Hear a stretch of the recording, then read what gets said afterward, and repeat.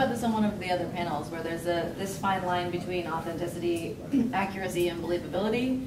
And sometimes you have to like sacrifice, like if a term is really good, like syringe, for example, and you would love to use it in your book, but it just sounds modern, you can't use it. Because even if it did exist, you just don't get to use it because you're going to check your reader out because they think it's modern. So, I mean, you are still tailoring kind of your Victorian setting or your historical setting to a modern audience. So there's this other thing you're doing where you're trying to not, in my case, not make it too Victorian because it would be totally inaccessible. So there's that part of writing for a modern audience, but there's also all these words you can't use because they would be completely incomprehensible. And like, you know, there's all these terms.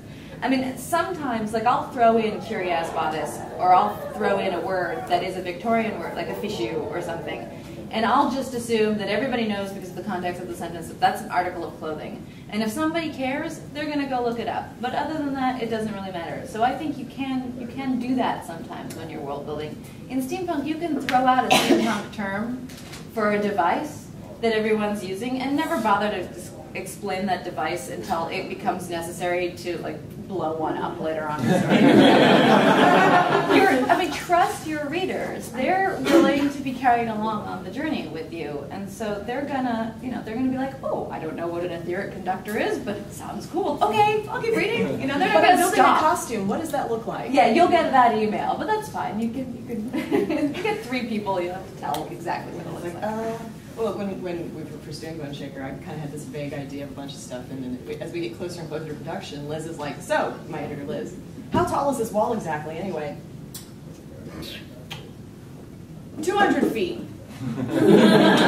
Okay, what exactly does it hold in the city?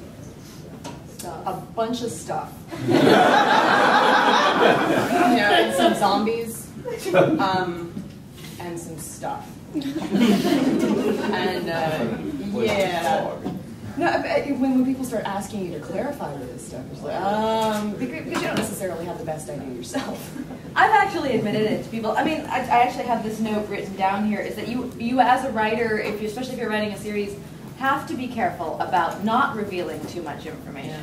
Because you might trap yourself without realizing it. I mean, unless you have a really careful outline for the entire series, which almost nobody does, you really it might be really exciting for you to describe in detail this device, but you might need to throw a cog into that device for some plot reason in 3 books' time, so you better not have described it in detail.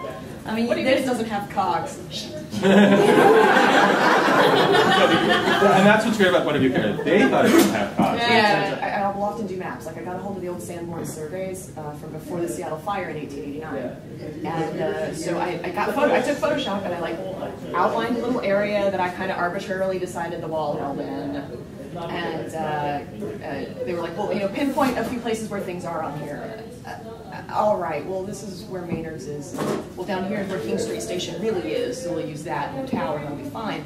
And then it occurred to me, because I had kept, in my head, the outskirts were kind of the south side of town toward Georgetown, and when I was actually looking at a map, I realized it just wasn't possible. They had to be out toward Ballard. I was like, shit, because this was backwards in my head the entire time, but now I have to put it on a map, so technically everything is out here fine.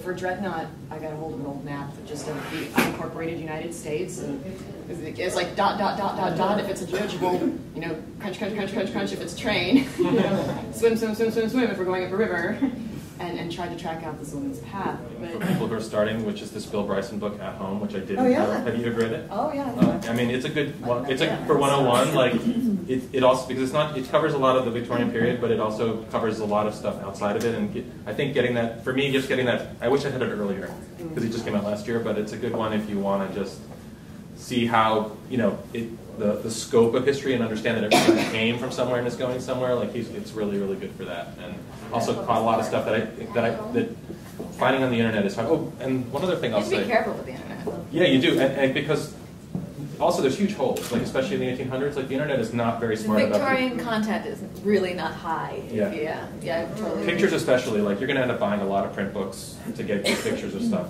I never did find out when tinfoil was invented. Never? No? Never did. Wow. No. Somebody will know. I think I actually looked that up too. I think I actually went down that rabbit hole a little bit. Well, yeah, because aluminum foil came in. Aluminum foil took over in the late 19 teens. but I needed a specific date on tinfoil because it wasn't in use terribly long because I needed to know how to freebase this drug off of tinfoil like poor people do for cocaine. And it was a 4-hour trip down a rabbit hole on the internet. I got nothing done that afternoon. And then my book doesn't have accurate weather. Accurate weather reporting was for New York was started in the year 1880, and nice. I just needed more snow. That was not a good year. So, you have to. There are like points where you're gonna like arbitrarily make a decision when you're world building as well. Like I decided that my dirigibles travel at the same speed as, you know, a very fast horse running. Like I've just invented a means for that to occur. Only they can go in a straight line, which makes dirigible travel just that much faster than most other forms of transport, except for the train, of course, which could go quite fast indeed. And that was like, oh, how fast could, you know? So I spent a lot of time being like, if so-and-so is traveling running, and so-and-so is on a track. They're going by dirigible. At one point I've got someone traveling by steamer around the coast and down and through the Mediterranean, and the mail drop is coming by dirigible post. And I had to figure out when the mail was going to hit on that. And of course, nobody is going to bother to map this out. Like, you are wrong. Like, someone on the internet is going to do it. I sent that email. That's right. I mean, you're not going to please everybody anyway. But internal consistency is really important. Internally, yeah. When you go to that kind of trouble, that is helpful for your own. And I'm bad at it. But if you can if you know the rules in your world and don't break the rules in your world, no matter how wacky they are, people will kind of hang around for it. And it is steampunk. I mean, you can have a new invention come along that changes everything if you need it to. Like, you are still the master of your universe or the mistress of your universe. I have the power.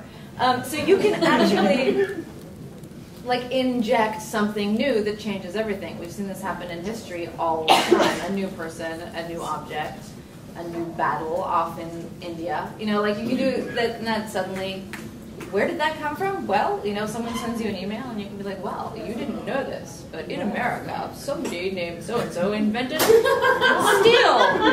Me. Ability versus accuracy. It's fun to put little things in. Like there's a tiny little scene in my first book, which is me being an archaeologist, which is two of my very frivolous characters getting extremely excited about seeing aluminum jewelry because, you know, it's brand new and it's very exciting. You know, like, oh, and it's so expensive and Daddy wouldn't let us buy any. You know, like, and it's just like, you are also allowed to have fun as a writer. Like, you can totally put in little details that are really just because you're charming yourself, you know, like. I would go so far as to argue that if you're not having fun, you're doing it wrong. Yeah.